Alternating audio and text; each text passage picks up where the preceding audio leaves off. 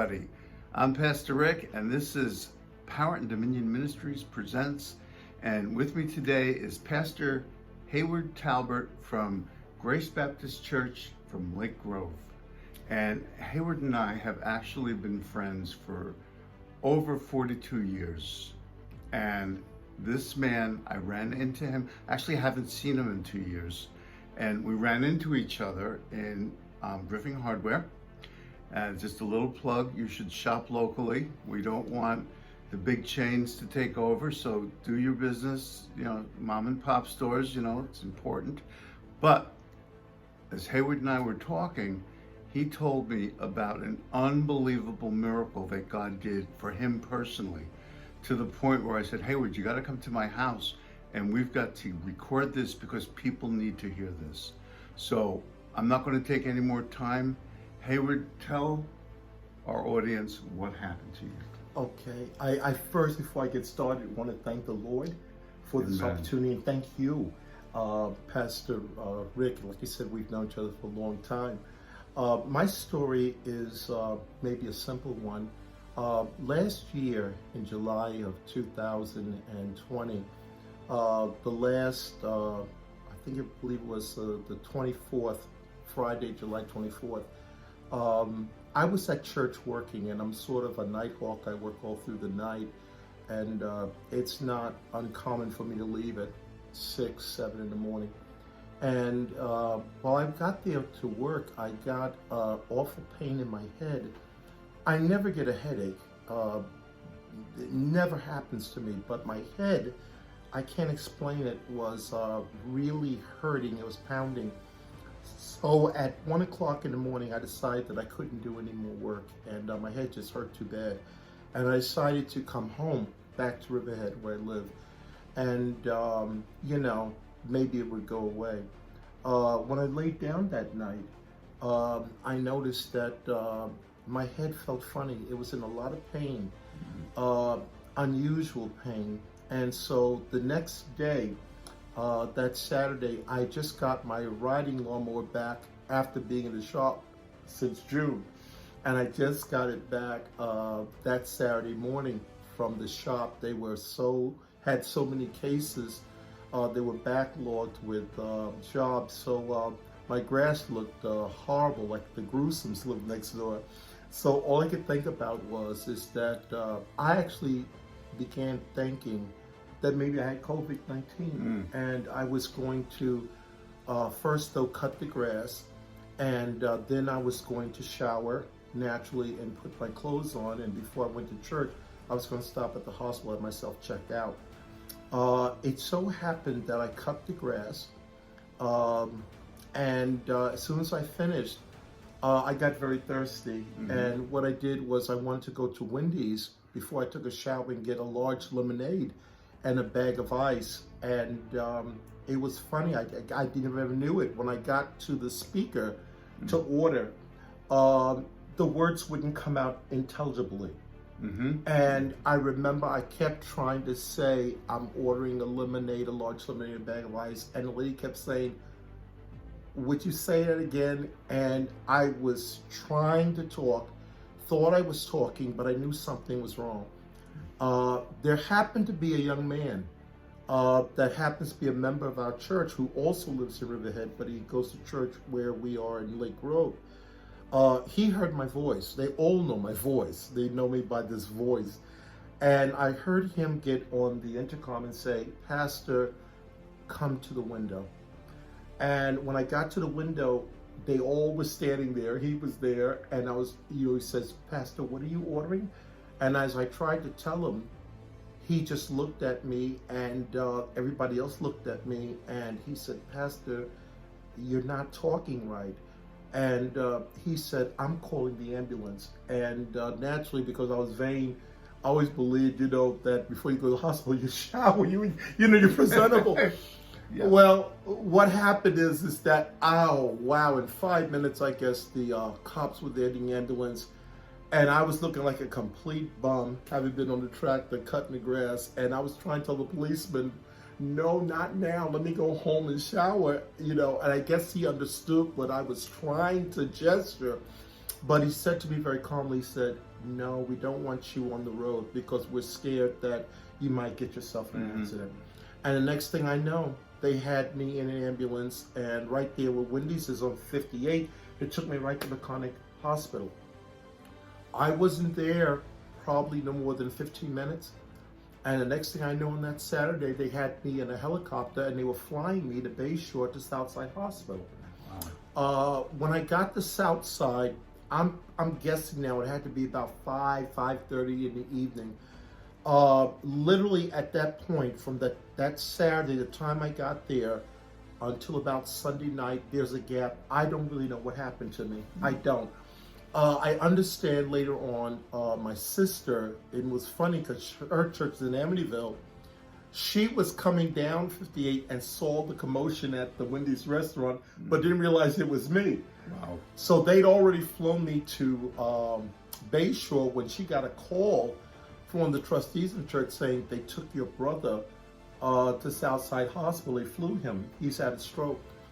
She came up there, and now she tells me this, I don't know this, but they had to do an emergency procedure because seemingly I was bleeding all in the brain. Right. So what they did was she asked them, well, what if he doesn't have the operation? I said, he'll definitely die. And they said that, what if I sign for the operation? So it's a 50-50 chance either way. So this was a very serious thing. It's very serious. Yeah. I didn't know. Like I said, I wasn't aware of it. Right. But like I said, yes, it was very serious.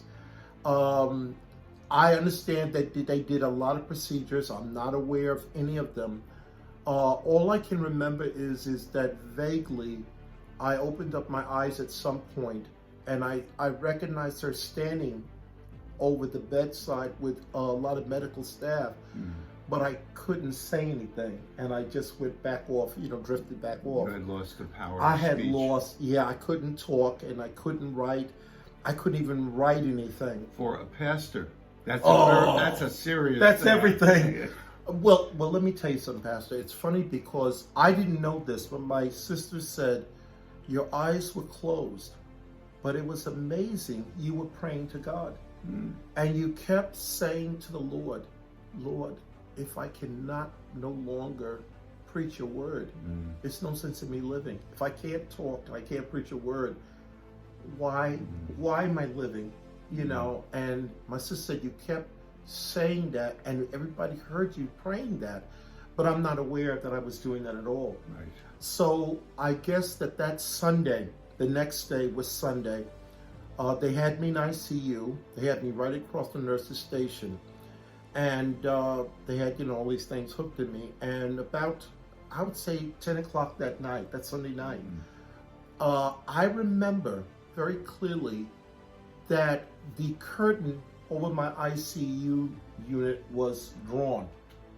I guess they did that. I don't know why, but I didn't care. But it was drawn, I guess, for privacy. When all of a sudden, at about 10 o'clock that night, there was a man that I recognized was in a red burgundy outfit like he was a janitor. He had an African accent. He came and literally pulled the curtain back deliberately. And he pointed at me.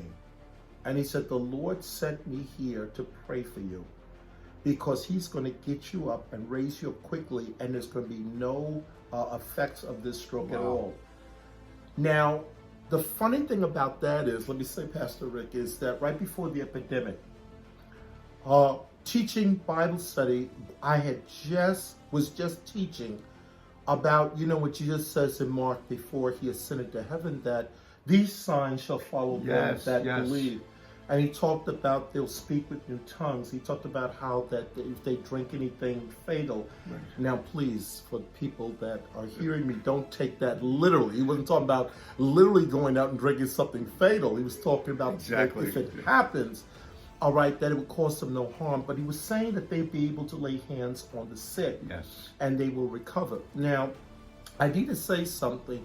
The church that I've been at, we have seen a lot of miracles in 25 years. And it's always been my custom that, we've seen, unbelievable stuff. I always make, before they want to testify, I make the people bring a doctor's report. Right, right. And I make them bring the x-rays of before and after. That's wise. All right. And I do that because there's so many charlatans. Yes. All right. People that, which Jesus has never fought, that talk about, well, if you plant a seed, I hate that type of talk. But if you give money, God will bless you. God will do that. Well, Right. Isaiah says, come without price. Right. And our right. Father, Jesus, never charged anyone for any Right, type of right. miracle he did. All right. Freely given. Freely give, freely, yeah, that's right. You've been given, you receive. You go out, freely you give, you receive.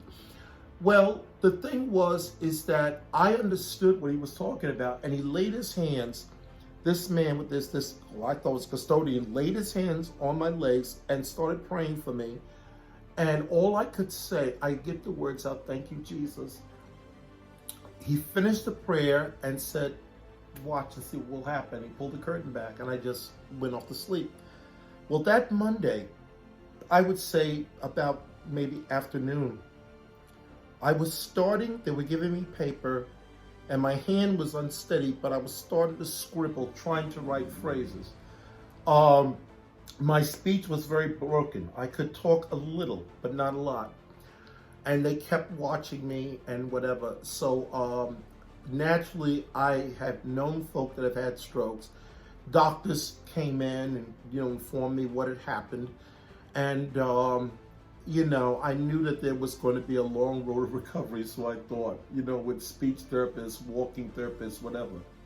Well, by that Tuesday, I remembered that, they had me down doing different things and testing for things. Haywood, I'm going to stop you Yeah. there because we're going to end, this will be part All one. right, part one, that's fine. And we are going to continue next week with this All right. fascinating testimony. What you're hearing is a literal miracle. And so tune in next week when Pastor Haywood Tolbert tells exactly why he is sitting here. And I have known him for over 40 years. This man is not impaired in the least. So remember, this is Pastor Rick and Pastor Haywood. With Jesus, there's always hope, there's always Yes. love. God bless you. Thank you, Lord. Thank you.